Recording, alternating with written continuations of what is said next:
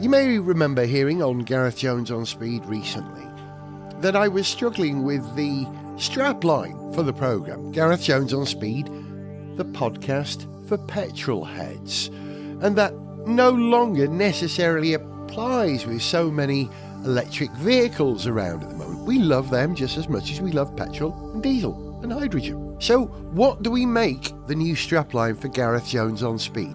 I am deeply grateful to Neil Baldock for this suggestion, inspired by a cousin of mine, Grace Jones. We should now dub the programme Gareth Jones on Speed, a slave to the driven. Nice.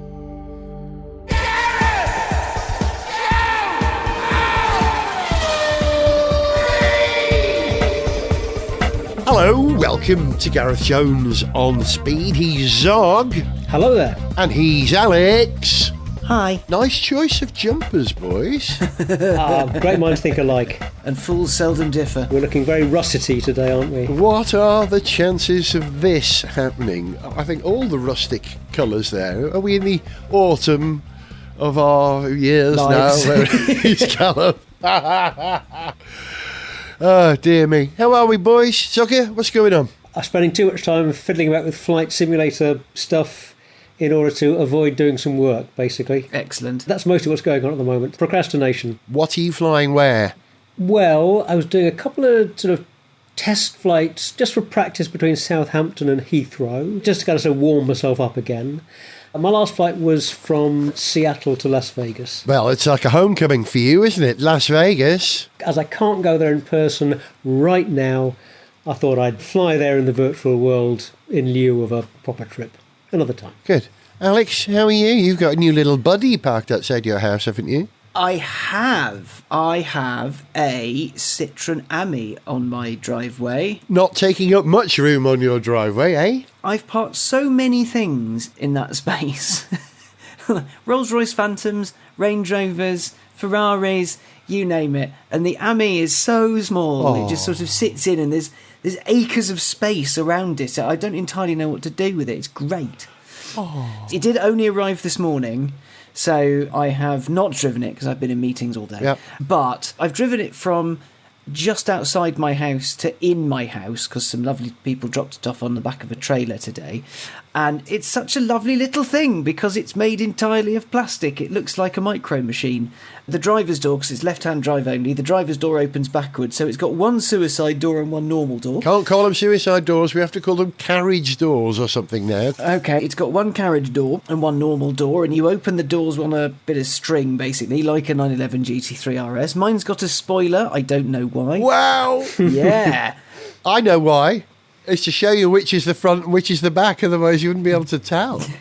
No, because Actually, the back has red lights, whereas the front has clear lights. Of course. Because it's the same, it's just two halves glued together. I've been reading up on me specs. The thing that is going to slightly fox me, because I don't have charging at home, is that it takes 3 hours to charge it, and it's only got like a 5.5 kilowatt hour battery or something like that. So there's a Macca's down the road from me, so if I have like a really long Big Mac while it charges, because the charge cable's buried in the door, so you open the passenger side door and the cable's there and there's an adapter to turn the plug into a normal plug.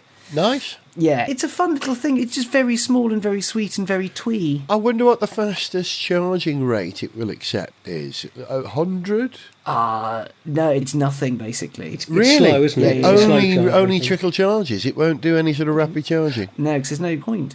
Interesting. And I guess that's one of the things that keeps the cost down. Yeah. I'll be intrigued to hear what you have to say about it next time we speak, Alex, because I think it's a terrific little thing. It seems to me they've done a lot of smart, interesting things design-wise. Yeah. I'll be interested to hear how it works out for you practically as a fellow Londoner, what it's like. This is exactly the environment in which it's designed for, Yeah. which I think it should excel. If you're living in the country and you need to do longer distances, not so good. It'll get you to the pub and back, but that's about it. The thing is, I've got a job tomorrow that's 22 miles away, and the range of it is 44 miles.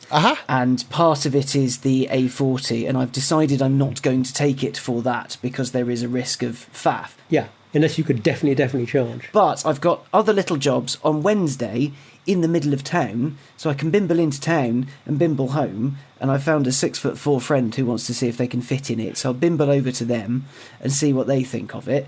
And yeah, it seems a little practical. I haven't figured out what the big red button on the steering wheel does yet, so I'll get to the bottom of that. It turns it into a robot. As long as it's not one of those buttons that when you press it, illuminates a sign that says, please do not press this button again, I'm sure you'll be okay. Thank you, Douglas Adams, I think. Yeah, Yeah, good. Well done. very good, Z.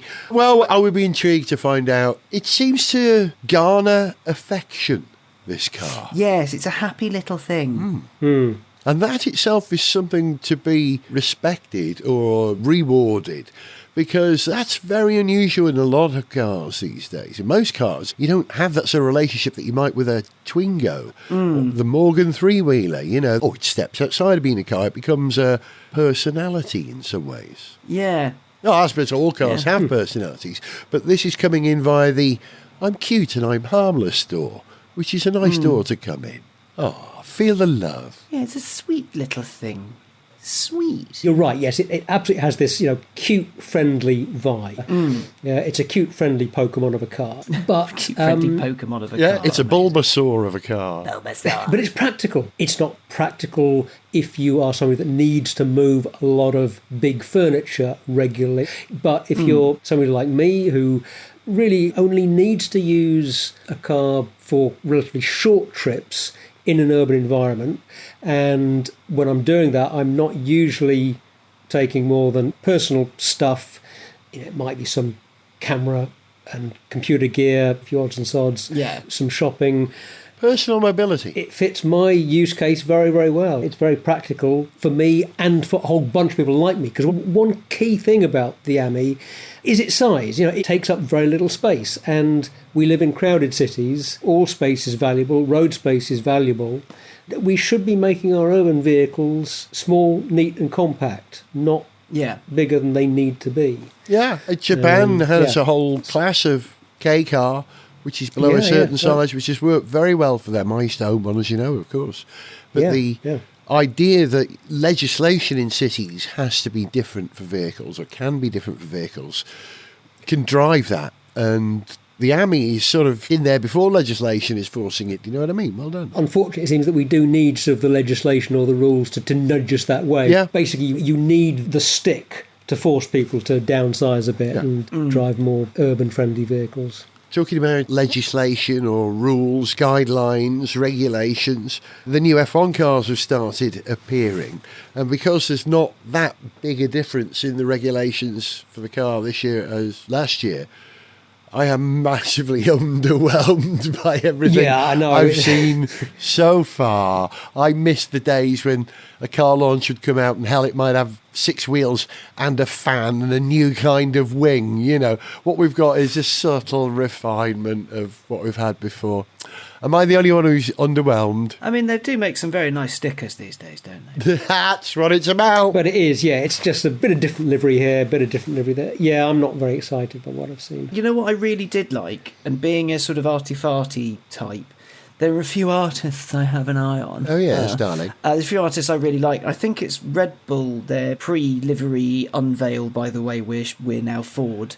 They got Mr. Doodle to do it, and I really like Mr. Doodle's stuff because it's just fun, whimsical and nonsense, and it just looked really cool. And I saw it and I was like, I really hope they race with that, because that would be sick. Yeah. But sadly, they have to race with all the sponsors and with a big blue oval on it. Yeah, they're really conservative, aren't they?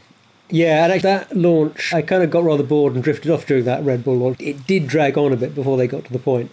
Shocking. And there wasn't the mention of Ford was a little bit sort of less of a thing than it might have been. I was just astonished that we had a car with the word Honda written on it on stage and Ford get all the attention. I mean, that is some kind of insane marketing no-no that they've crossed there. 2 brands sharing the stage. What the hell?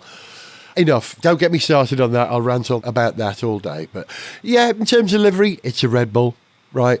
Yeah. The Williams kind of nice because we have that lovely Duracell battery on the air intake that they ran at Miami last year. And it is a real novelty item. It's the Duracell car. We'll remember that. It would have been nice to have seen a bit more golf, Of course. on the Williams now that they've announced their golf tie-up. Like so many other motorsport fans, I'm just a sucker for golf livery. And you're a Williams fan. You always have been on record a great supporter of Williams. absolutely, I admire that. Yeah, it's been a tough time for us in recent years. Yeah, maybe.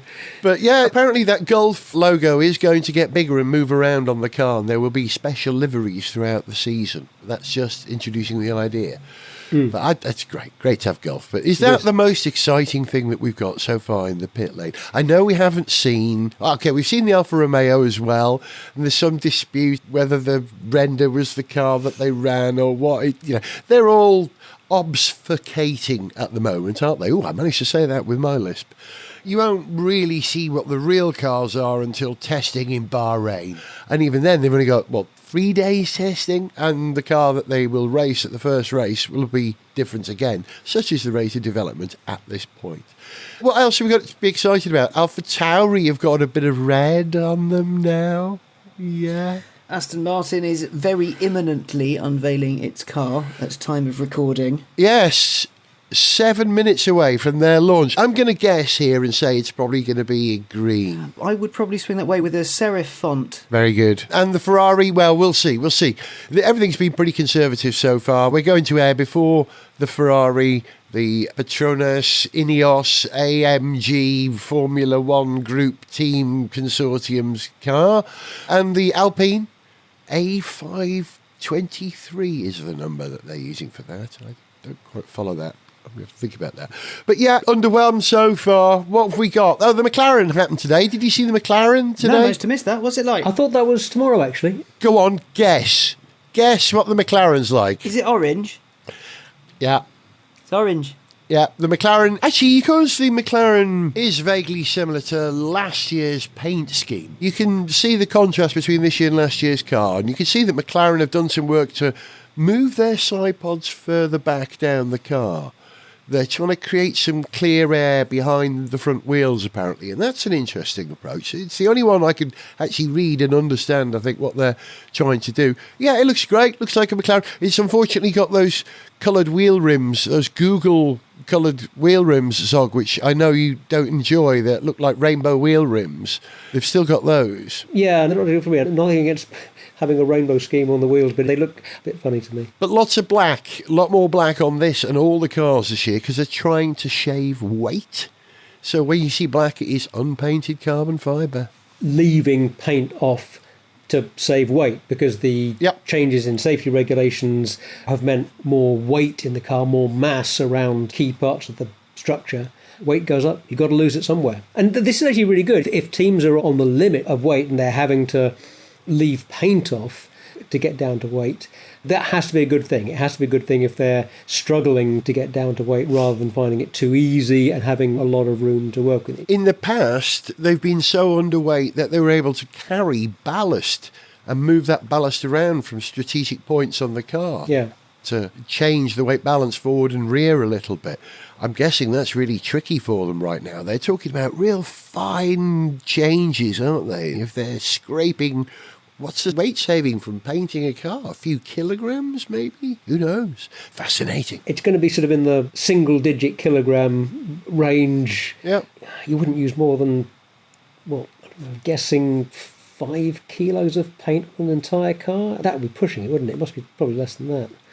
Yeah, so you're saving hundreds of grams rather than kilos if you're leaving paint off parts of the car, I guess. But I guess that's enough to make a difference.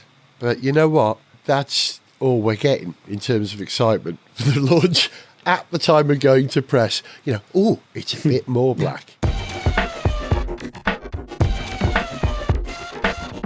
The first round of the 2023 Formula One Championship takes place in Bahrain this year, which means that it's at a convenient time of the day for us to watch here in the UK. Whereas for many, many, many years, the first race of the season has been in Australia. That meant having to get up in the middle of the night to watch the race or qualifying or even testing, which meant you've got to go to bed early and try and get to sleep and all the anxiety that comes with that. So with that in mind, here's a song I've written and recorded about exactly that. And because it's set in the 90s, it's in the style of Portishead, or in our case, Portisneck. This is Midnight.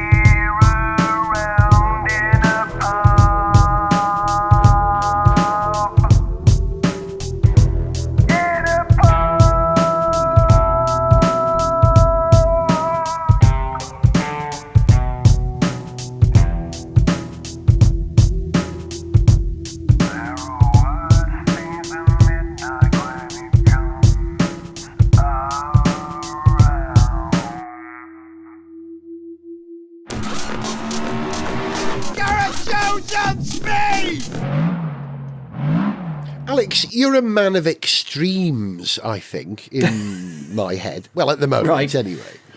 Because you've got one of the cutest and smallest things parked outside your house at the moment with that Citroen Ami. Where?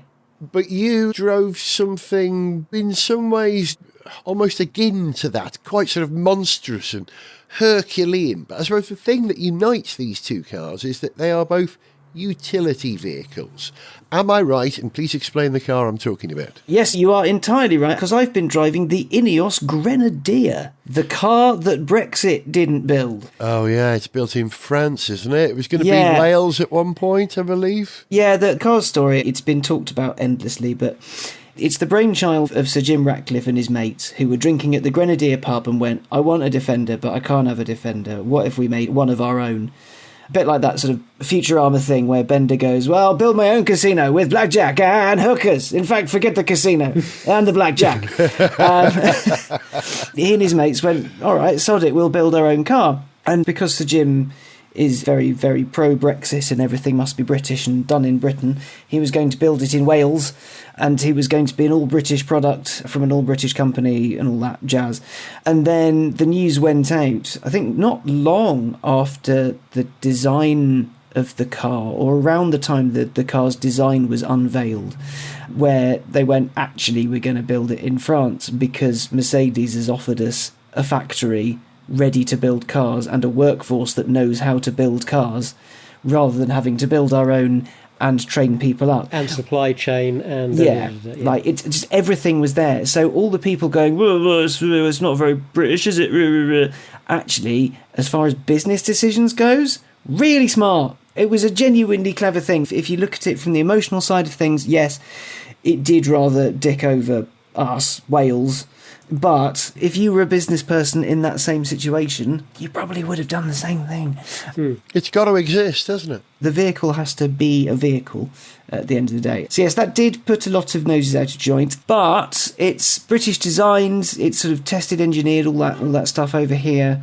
What a lot of people are expecting is a Defender. But the thing is, the Defender was rubbish. It was really bad. It was an objectively bad car, and people who own them and drive them and love them admit that. Yep.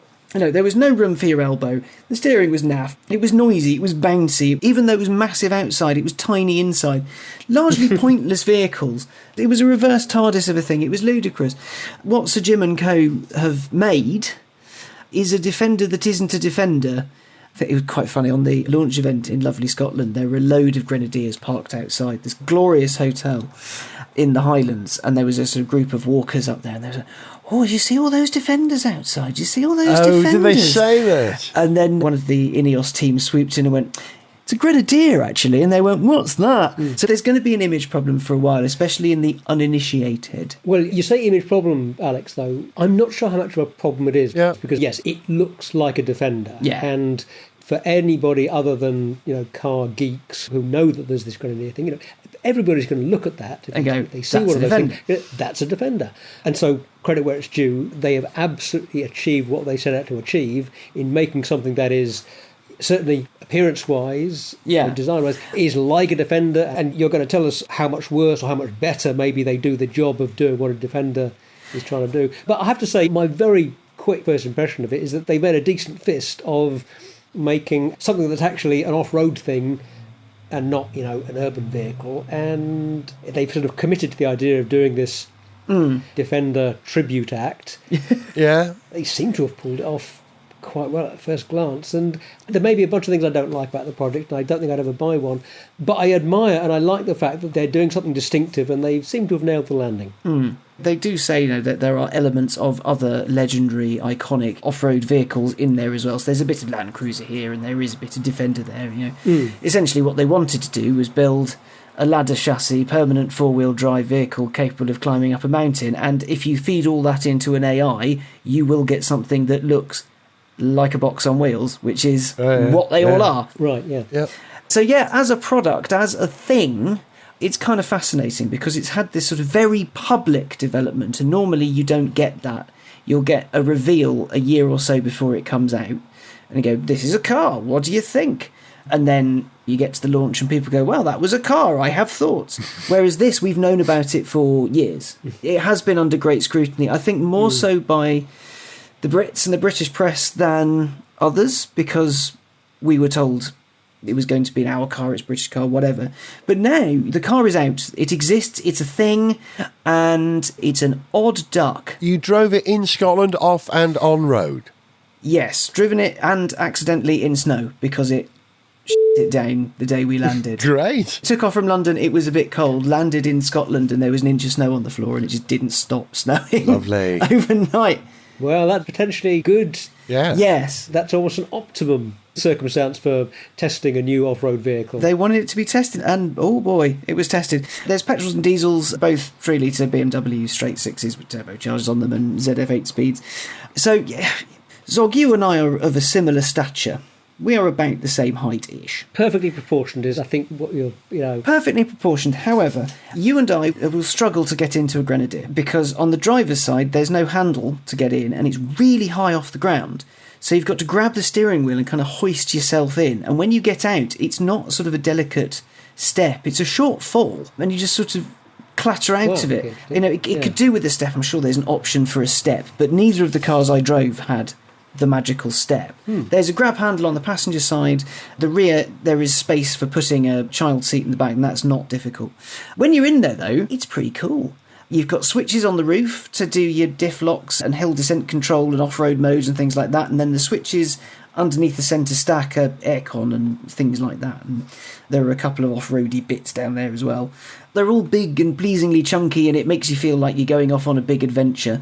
Only minor downside with those is that the ones on the roof, it's all grey, and there are some colours on there, but not a lot. So unless you know exactly what you're doing, you don't quite know what you're hitting. Yeah. So you've got to sort of pay a bit of attention to it and look up and show the world your nose, which is, a little odd. There's no rev counter or speedo over the wheel. There's just a sort of little indent for warning lights, none of which came on while I had it, incidentally. Instead, that's all done on a central touchscreen thing, which has got CarPlay on it, and the right side of it, at least in the cars we drove, were marked for speed and car bits, and there's screens you can go through there when you're in off-road mode to see what the vehicle's doing at any given time, and it's all quite cool.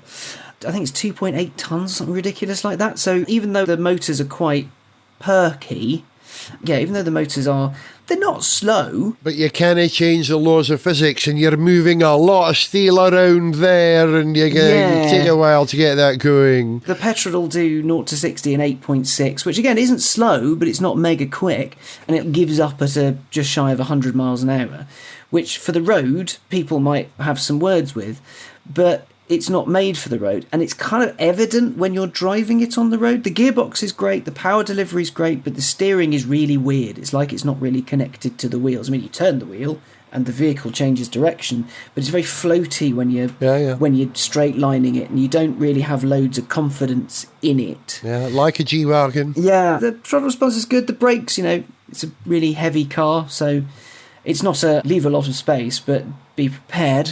Like driving a heavily laden van, you change how you drive, you have to. There's a couple of other little sort of quality of life things that are just a bit odd about it.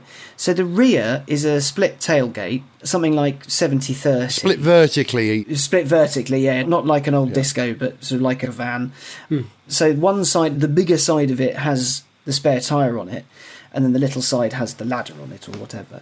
Now, you would expect you would open the bigger side first. You do not. You open the little side first. Radical. And because there's naffle room on the little side, you can't really get much in it, but there's a big tyre sort of in the way as well. There's lots of stuff, so you have to sort of either thread stuff through or go, oh, sod it, I'll just open the whole thing. So you can see the idea that they had, which is, you just throw small stuff in there and it won't matter, like a pair of boots or something. But for other people doing stuff, that little bit of practicality actually becomes more of a hindrance.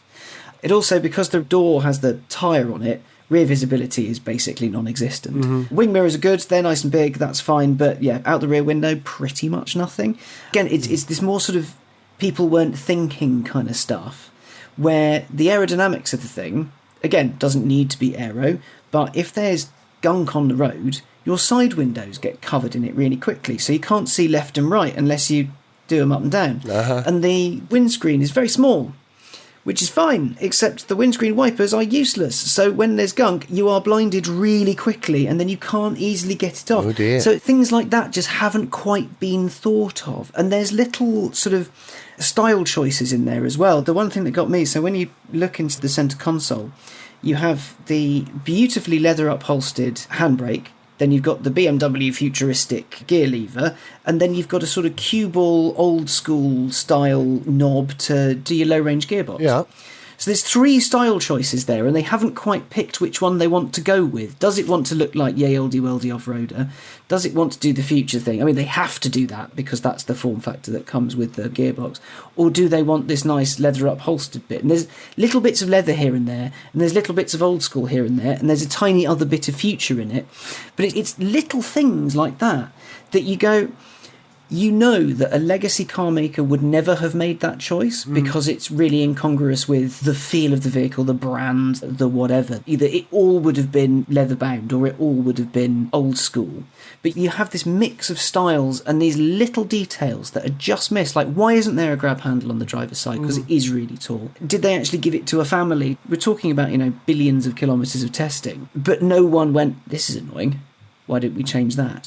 Nowhere to put your left foot, all that nonsense. Places to put your feet wasn't a problem for me. I think some other people have complained about it, but it's not an issue that I have. I've heard something about this. In the right-hand drive version of the car, there's something intruding. There's a manifold intruding into the footwell, which means that the right-hand drive version of the car, in your leg position, is really seriously compromised, which is, well, you can't do that. It's not something I noticed, but I only have little legs, which is why I more keenly noticed that I had to fall out of the car. A short fall of gravitas. A short fall. Things like that, lack of the grab handles and things like that, they seem like rather silly omissions that could have been remedied relatively easily with slightly more rigorous testing or better feedback or a better process, whatever. Yeah, well, just putting people who weren't Ineos people in it, I guess. Yeah. But, they've done all the testing, and it sounds like I'm down on it, and the reality is I'm really not, because it's not meant for people like me. It's not meant to be judged as a car to go to Sainsbury's in, because what it does really well is go up stuff and down stuff incredibly well. Like unbelievably well. We had chunky BF Goodrich tyres on it. You press the off-road button and you go, there's a hill, and it just goes. Minimal fuss. The steering might be a bit wonky on the road, but off-road you can place it really easily. You can give it just the right amount of power. The diff locks, it's all mechanical rather than electric, because they want to be able to fix that stuff with hammers and spanners. So you press the button and you wait for the thing to go, right, this is locked, once it's had enough movement, and then off you go. And it just does the thing. And the scope of that ability is kind of staggering. And I'm not saying that just as nerdy city boy impressed by vehicle that does thing that I would never normally do. I was driving with a farmer.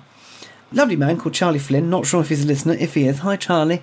He does bits for Farmers Weekly, so he does the cars for them. He was telling me, he and his mates really looking forward to the Grenadier, because they've had Defenders and things like that, and they've had these utilitarian vehicles, and the Grenadier sounds pretty much bang on what they all want. You can hose down the inside. It will go up stuff and down stuff without any fuss. It has X feature and Y feature. While I was mucking around, I said to Charlie, is this all right? Hopefully you're okay. He's like, fine, I'm amazed. This thing just does it. And then he went off and did farmer things, and we had a whale of a time. Yes, Gareth. Question from the Welshman. Question from the back. More of an observation, really. We have had vehicles that do exactly that for some time that aren't Land Rovers. Yeah. The pickup. Here we are. I'm talking about the pickup again. I know context is everything, so we talked about the pickup in the last show, Bad in the City.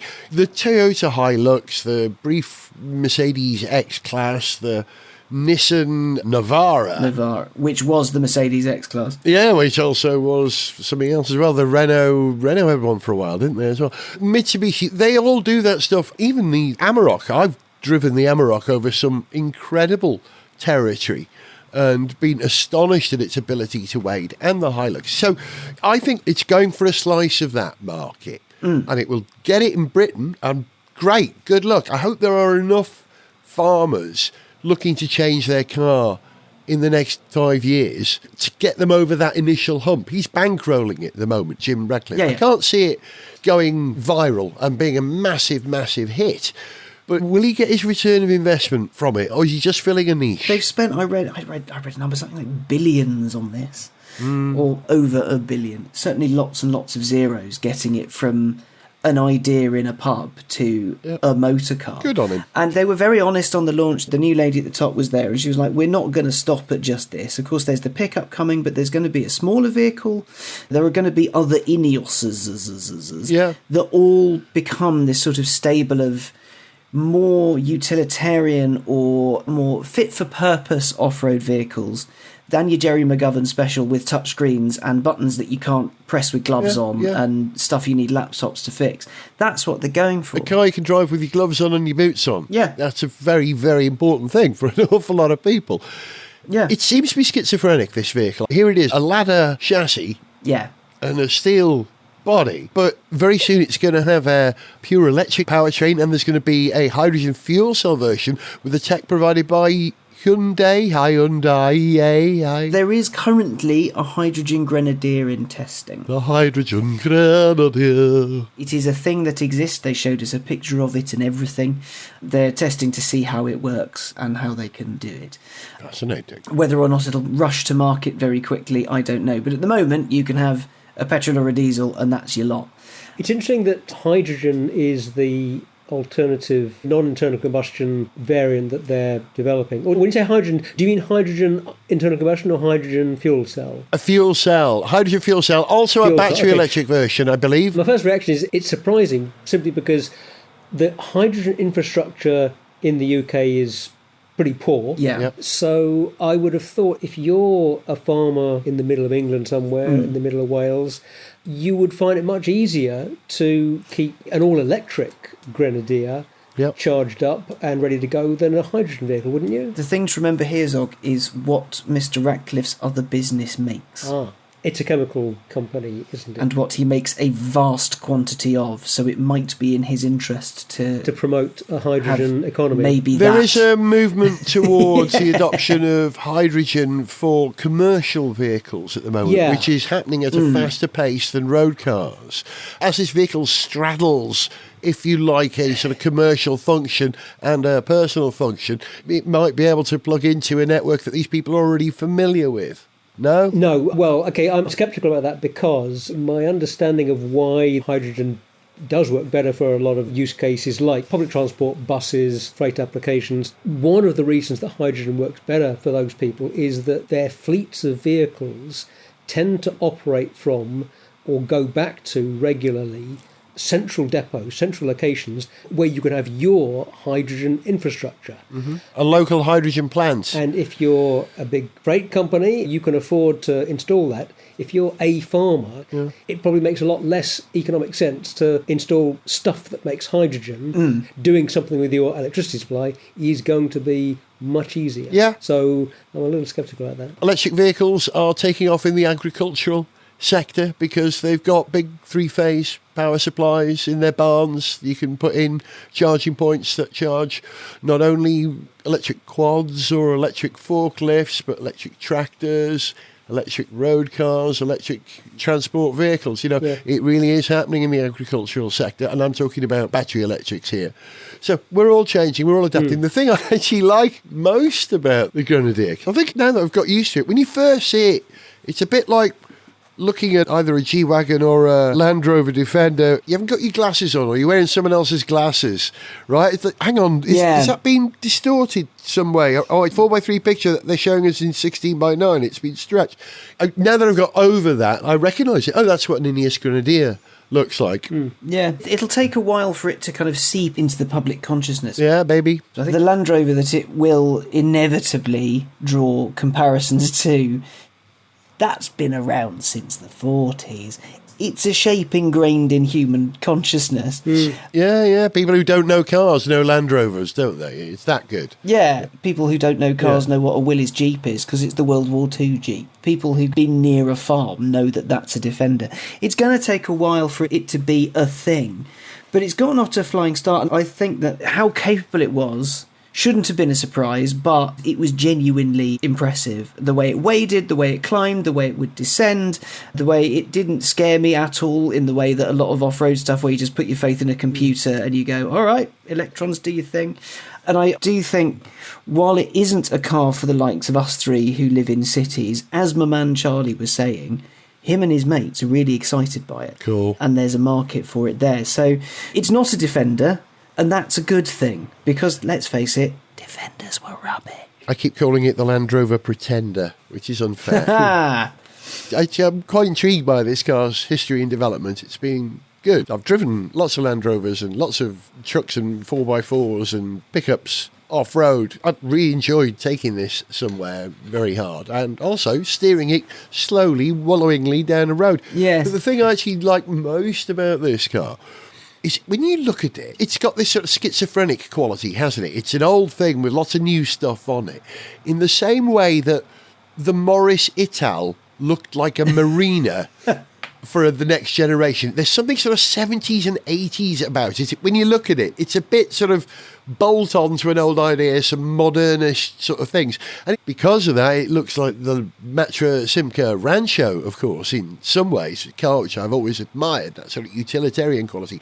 But there's something, Polski Fiat about it as well. Yeah. That they've put on these modern accessories on an old thing. And that's not a bad look if you can make it work. And I think it makes it work. I'm quite intrigued by it. It's good. I think the final thing saying it really is, for a first go, for a non-legacy car manufacturer, it's blinding. First throw at the dartboard, almost on the ball. First throw at the dartboard, they've done a really good job, but there are those first draft bits that are missing. It's like I've written road tests and left out the MPG or the price, and it's like, it's just doing that when you're starting out in your career and you miss a really important detail and you go, oh, I've done that, and that's kind of what's happened here. But as a first crack goes, it should be the start of something quite exciting, and if it's not, refer back to this and I'll just look like a prick. I'm going to finish with the whole Grenadier analogy again, which is, it feels like its superior officer has called it in. Right, Grenadier, in here, Ineos. Now look, you've done all right so far, but buck up your ideas. Right, lads, off you go. I think that's it. You've been listening to me, Gareth, to him, Zog. Goodbye. And to him, Alex. Bye. Remember, buck up your ideas, you two. For information on how to contact the show, see pictures, get song lyrics, follow us on Twitter, find our Facebook fan page, or to sponsor the show, go to garethjones.tv. Gareth Jones on Speed is made in London by Whiz Bang. Gareth Jones on Speed!